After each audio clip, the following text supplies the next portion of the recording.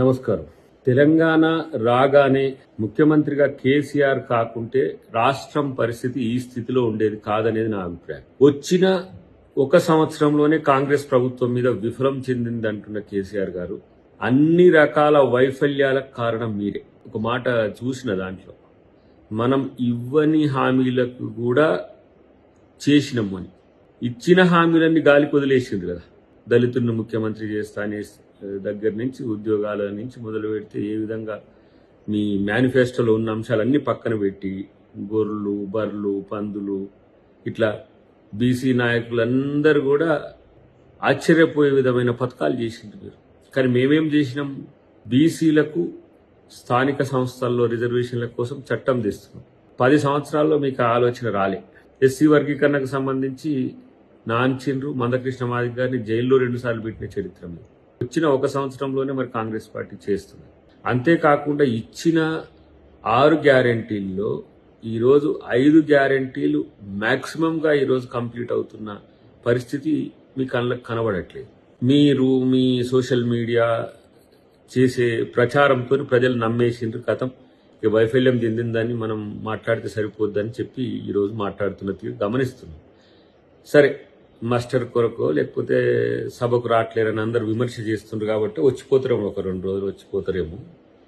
నేనంటున్నా, ఈరోజు మీరు విపక్ష నాయకునిగా సంపూర్ణ ఫెయిల్ అయిపోయింది.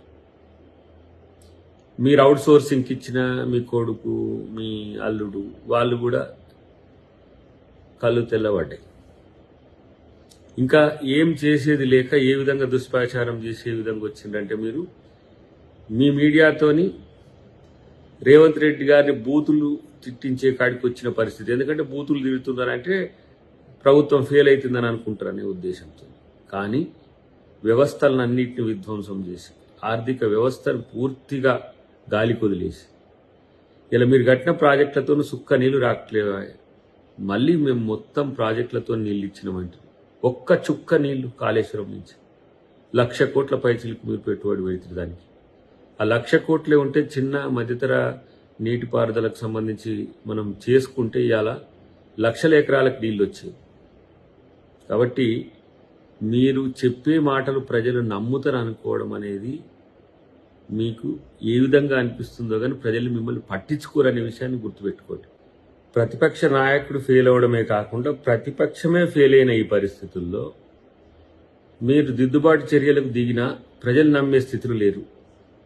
ఇలా ఏం అడుగుతారు? మీరు వచ్చి ఇండ్లు కట్టేయలేదంటే 10 సంవత్సరాలు ఏం చేశారని మిమ్మల్ని అడగరా? ఉద్యోగాలు ఇవ్వలేదంటే ఉద్యోగాలు ఎందుకు ఇవ్వలేదు 10 సంవత్సరాలు మిమ్మల్ని అడగరా?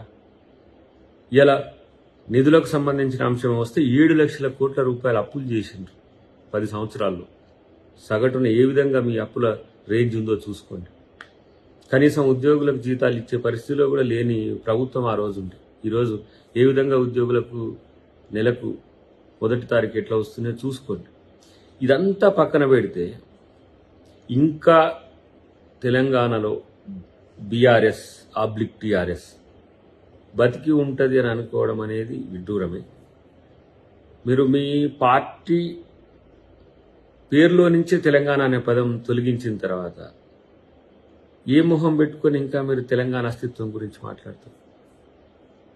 తెలంగాణ ఈరోజు కాంగ్రెస్ ఇచ్చింది. తెలంగాణ కాంగ్రెస్ డెవలప్ చేస్తున్నది. ఇప్పుడు ప్రజాస్వామిక వాతావరణం ఉంది. ప్రశ్నించే గొంతులు ప్రశ్నిస్తున్నాయి, విమర్శించే గొంతులు విమర్శిస్తున్నాయి. వాటికి సంబంధించి ప్రభుత్వం స్పందిస్తున్నది.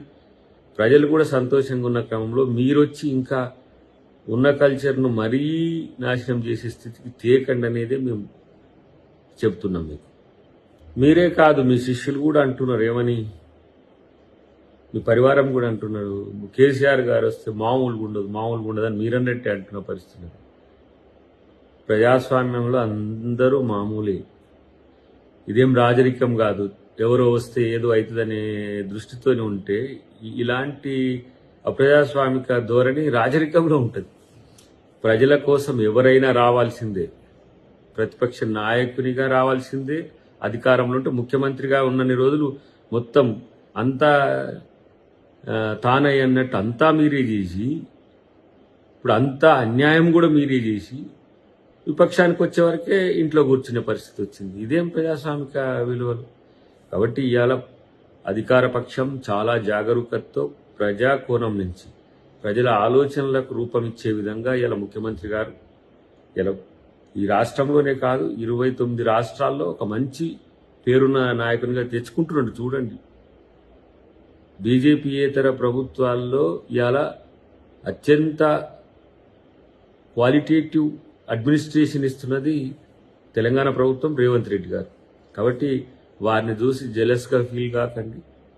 మీరు వచ్చి సభకు వచ్చి విలువైన సూచనలు లేకపోతే సమస్యలు అవన్నీ తీసుకొస్తే మంచిది, కానీ వస్తే నన్ను అట్లా అంటారు ఇట్లా అంటారు అని చెప్పి తప్పించుకుంటే మాత్రం ప్రజలు మిమ్మల్ని పట్టించుకోరనే మాట గమనిస్తే మంచిది.